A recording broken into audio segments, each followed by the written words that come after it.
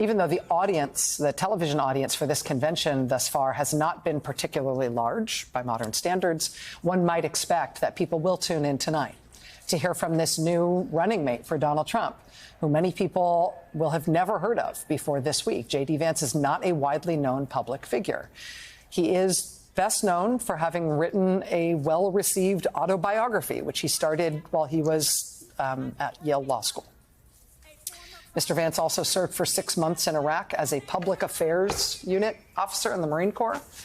Served in a public affairs unit in the Marine Corps. Yes, even the Marines do have public relations. They're great at it, in fact. But that is the type of unit, a public affairs unit, that he was in when he was in Iraq. After he did his law degree, again at Yale, he became a protege of a very right-wing billionaire who you might remember from the first Republican National Convention that nominated Donald Trump for president. He had a primetime speaking slot. It was one of the weirder speeches of the 2016 RNC. His name is Peter Thiel.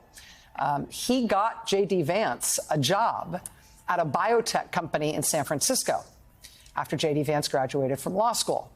Peter Thiel got him that job, literally. The company's CEO says explicitly that J.D. Vance was hired, quote, as a favor to Peter, meaning as a favor to Peter Thiel.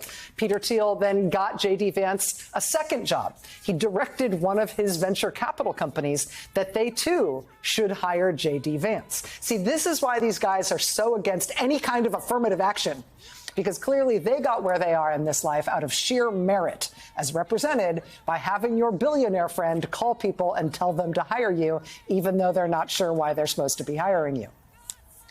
After Mr. Vance washed out of the second job that Peter Thiel gave him, Mr. Vance then got another job at a different venture capital firm with another tech billionaire, with Steve Case, who founded AOL. How did that one work out? Mr. Case is on the record saying, quote, he wasn't really working very much. Nevertheless, Mr. Vance then was able to go and start another venture capital firm with, surprise, yet more help from Peter Thiel. Like Mr. Thiel, who has named his companies after things in the Lord of the Rings series of J.R.R. Tolkien books. Lord of the Rings is a sort of favorite cosmos for naming things and cultural references for a lot of far-right and alt-right figures, both in Europe and the United States. Peter Thiel names all these things after Tolkien figures and places, like his company Palantir, for example. Like his mentor, like Peter Thiel, who had given him all his jobs in the world, Mr. Vance also, when he founded his own venture capital firm with help from Peter Thiel, named it after a Lord of the Rings thing. He called it Narya, N-A-R-Y-A, which you can remember because it's Aryan, but you move the end to the front. Apparently that word has something to do with elves and rings from the Lord of the Rings series. I don't know. In his new firm, Mr. Vance made one notable investment in one Kentucky company. That Kentucky company went public and then promptly went bankrupt. So that's the career. Does that sound like the rocket fuel trajectory of a person on a fast track to be nominated as the vice presidential nominee of the Republican Party of the United States before he turns 40?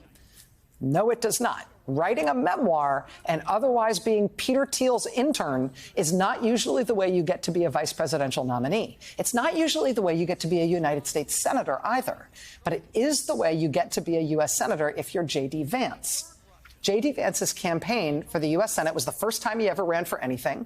His campaign was substantially, emphasis on substantially, funded by Peter Thiel, who dumped $15 million into a super PAC that supported J.D. Vance's run for Senate.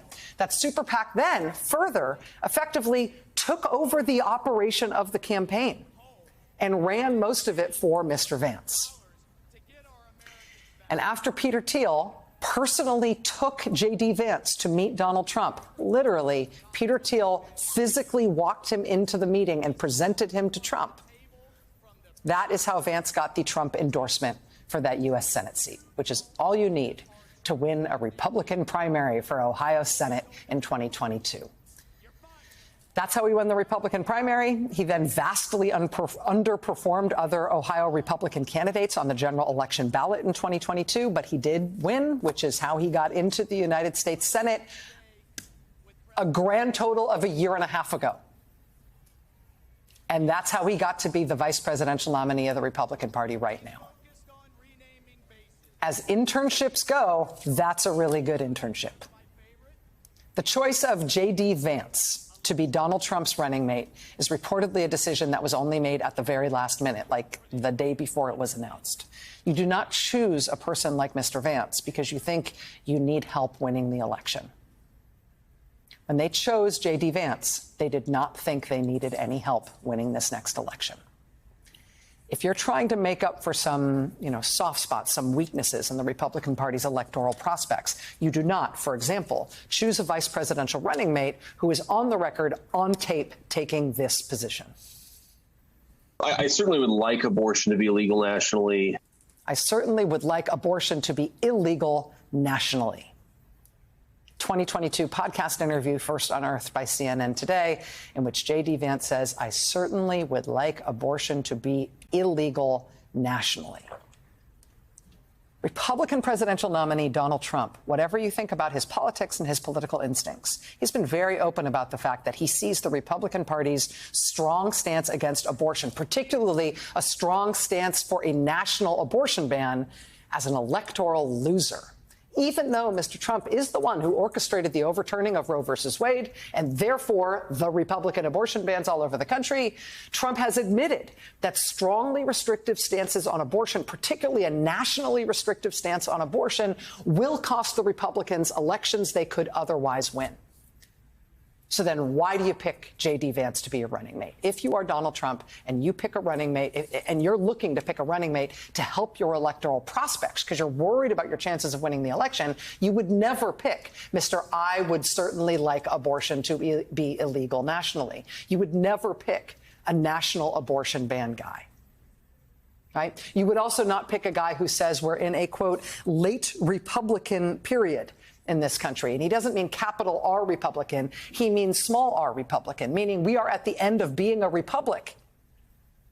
J.D. Vance quoting there a far-right internet personality and blogger who famously advocates openly for the United States to become a monarchy or an outright dictatorship, who has called for abolishing the U.S. government, the U.S. system of government being abolished so we can instead be ruled by a Caesar figure. That is who J.D. Vance has been citing when he talks about us being in a late Republican period as a country. That's what he thinks about where we are as a country and where we should go as a country. You do not pick a man like that if you are worried about your electoral prospects.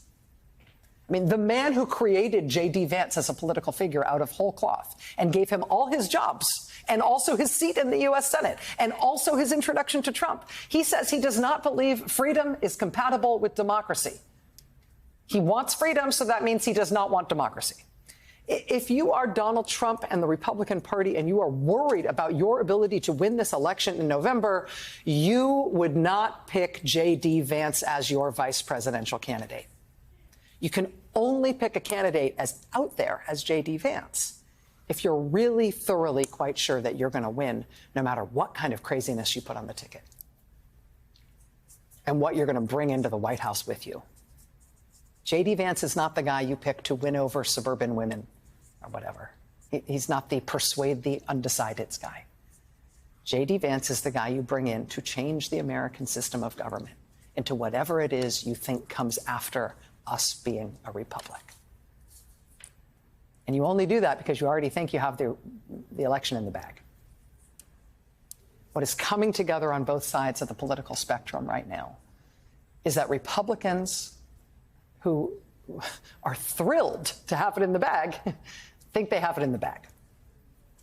And that's why tonight isn't Nikki Haley giving her acceptance speech. It's not, even Tim Scott or Marco Rubio. It is national abortion ban, end of the republic, J.D. Vance, who was giving the speech tonight. On the Democratic side, this very serious reported turn related to President Biden's prospects of staying at the top of the ticket in this race. These reported visits to the president from the top Democrats in Congress. What is the reporting about this? They're not just going to him and expressing their opinion. They're going to him and they're bringing him the polling. And it is not about the Republicans' hopes and expectations that they have it in the bag. It is about the Democrats' fear that the Republicans might be right, and that, therefore, a radical change might be necessary to avert what Democrats fear is an otherwise inevitable course. It is J.D. Vance night at the Republican National Convention, and to have that happening at the same time that this reporting is now surfacing about President Biden is as serious as a heart attack on both sides. Hey there, MSNBC fans. I'm Luke Russert, and be sure to join me, Rachel Maddow, Jen Psaki, Lawrence O'Donnell, Steve Kornacki, Joy Reid, and many more September 7th in Brooklyn, MSNBC Live Democracy 2024. Click on the link for ticket information. We will see you there.